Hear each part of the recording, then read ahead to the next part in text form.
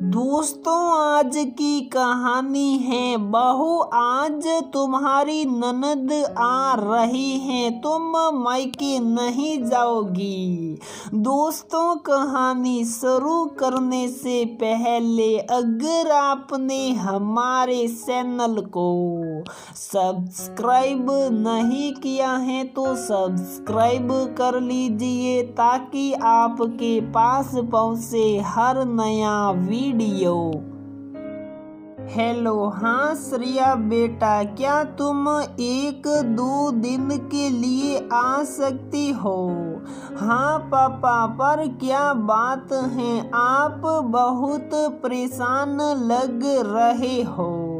वो बेटा, तुम्हारी माँ की तबीयत आज थोड़ी खराब है और तुम्हारी भाभी भी यहाँ नहीं है। उसके पापा को हार्ट अटैक आया है, पर मैंने उसे फोन कर दिया है। कह रही थी 1-2 दिन में उसके पापा को हॉस्पिटल से छुट्टी मिल जाएगी, फिर वो तुरंत आ जाएगी। अरे पापा, आप परेशान मत होइए, आप भाभी को जल्दी मत बुलाइए।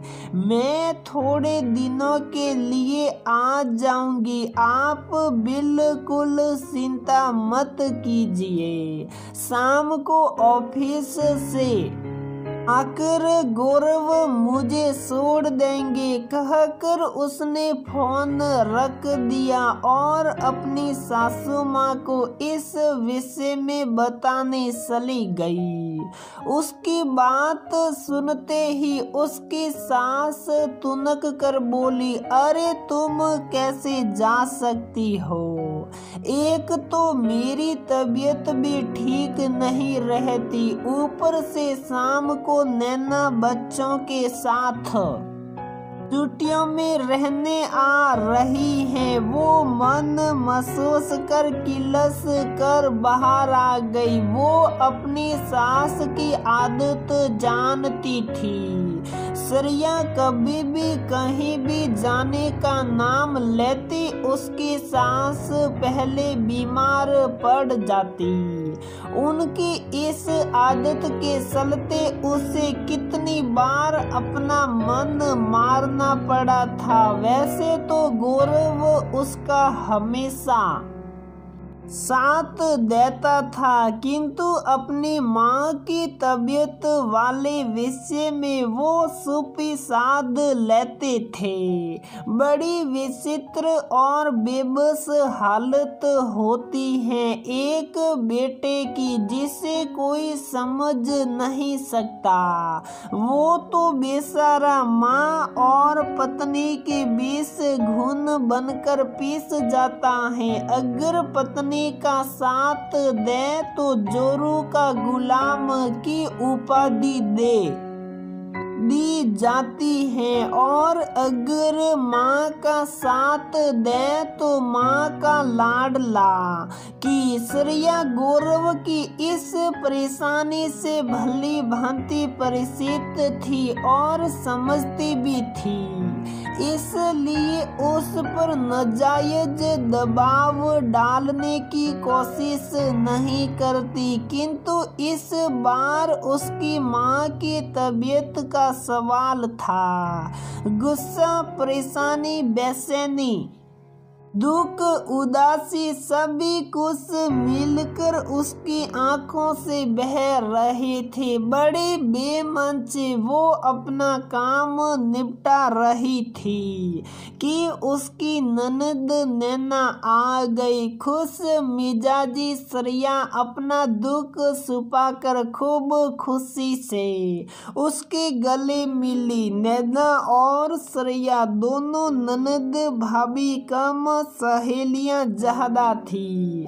उनका आपस में प्रेम और अंडर स्टैंडिंग काफी अच्छी थी। श्रेया घर के काम को कर रही थी, किंतु उसका दिल और दिमाग तो माँ के पास था। उसका बेमन से काम करना उसके चेहरे पर झलक रहा था। उसकी सास को तो कोई फर्क नहीं पड़ रहा था, पर नैना ने उसके चेहरे की परेशानी का एहसास हो रहा था। माँ से सारी बात जानने के बाद वो श्रेया से बोली, भाभी चलो छोड़ो ये सब काम और जाने की तैयारी करो। आपके माँ बाप को आपकी जरूरत है, या मैं संभाल लूंगी। पर नैना तुम आज ही तो आई हो और माँ जी की तबीयत, तुम उनकी चिंता मत करो, मैं हूं ना, संभाल लूंगी। वैसे भाभी एक बात बोलो। हाँ हाँ नैना बोलो ना। भाभी आज आपने मुझे पराया कर दिया। एक लड़की एक नहीं दो दो घर संभालती है, उसके कंधों पर दो दो घरों की इज्जत होती है। माना शादी के बाद उसकी जिम्मेदारी ससुराल के प्रति थोड़ी ज्यादा होती हैं, पर मायके के प्रति खत्म नहीं होती। वहाँ के प्रेम तो उसका जन्म सिद्ध अधिकार होता है। अरे बेटी तो वहाँ की जड़ों में होती है। और माँ आज अगर श्रेया भाभी की जगह मेरे साथ ऐसे हालात होते और मेरी सास ऐसा करती तो आपको कैसा लगता? माँ आपने ये ठीक नहीं किया। उनकी माँ को उनकी जरूरत है और मेरा क्या?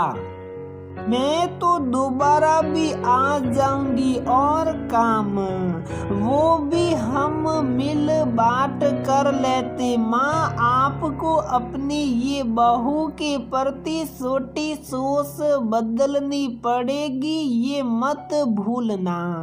माँ आपकी बेटी भी किसी घर की बहू है। आपने भाभी को रोक के गलत किया। आज आपने मुझे मेरी भाभी मेरी सहेली के सामने अपराधी बना दिया। उसकी बात सुनकर तीनों की आंखें भर आई। उसकी सास उसे गले लगाते हुए बोली, चलो बहू जाने की तैयारी करो, तुम्हारी माँ को तुम्हारी जरूरत है। यहाँ की चिंता मत करना, यहाँ हम संभाल लेंगे। और वो खुशी खुशी सामान पैक करने चली गई। तो दोस्तों हमारी ये कहानी यहीं पर समाप्त होती है। अगर आपको हमारी ये कहानी पसंद आती है तो प्लीज वीडियो को लाइक करें, शेयर करें और हमारे चैनल को सब्सक्राइब जरूर करें।